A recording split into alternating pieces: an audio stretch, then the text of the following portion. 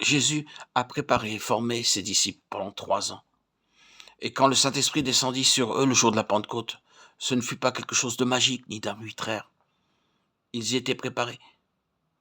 Jean-Baptiste leur avait dit que cela arriverait, Luc 3, 15, 16.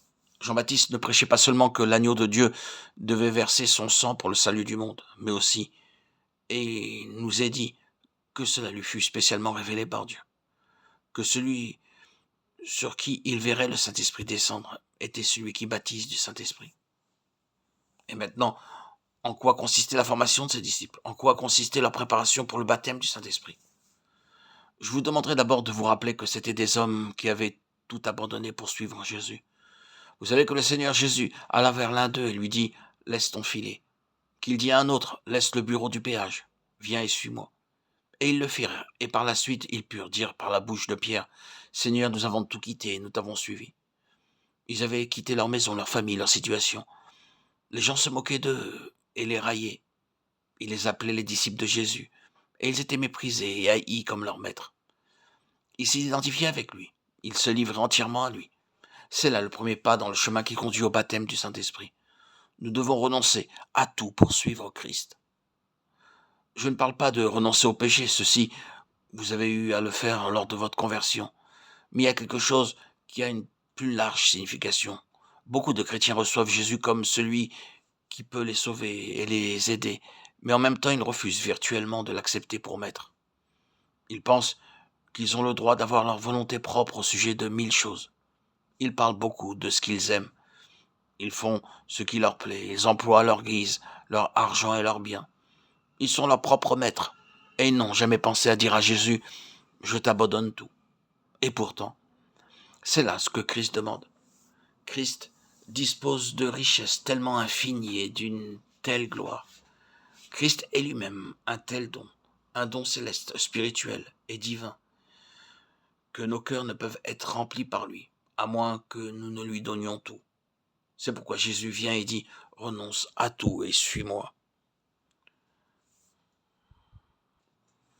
Lors d'une réunion, une pauvre femme se leva et raconta comment environ 6 mois auparavant, elle avait reçu une merveilleuse bénédiction par une effusion de l'Esprit de Dieu. Elle avait assisté à une réunion de consécration dans un quartier très pauvre. Et l'évangéliste qui était chargé de donner le message avait demandé quels étaient ceux qui étaient prêts à se donner entièrement à Christ. Il avait prononcé ces paroles. Supposez que Jésus vous demande d'aller en Chine ou de lui donner votre femme et vos enfants. Seriez-vous disposé à le faire? Et elle dit je désirais pouvoir dire je donne tout à Jésus, mais je ne pouvais pas. Quand le prédicateur demanda à ceux qui voulaient tout abandonner de se lever, je fus dans une grande agitation, mais cependant je ne pus pas rester assise. Je me suis levé et je dis oui, j'abandonne tout. Cependant, je sentais que je ne pouvais pas lui donner mon mari et mes enfants. J'allais à la maison et je ne pus pas dormir. Je ne pouvais pas trouver le repos, car je soutenais une terrible lutte. Devrais-je tout donner? Pourtant, je désirais le faire pour l'amour de Jésus. Il était plus de minuit et je dis oui Seigneur, je te donne tout. Et la joie et la puissance du Saint-Esprit inondèrent mon cœur. Elle déclara, et son pasteur confirma son témoignage, qu'elle marchait dans la joie du Seigneur. Chers amis, vous n'avez peut-être pas dit cela, parce que vous n'avez jamais pensé que c'était nécessaire. Mais dites-le aujourd'hui.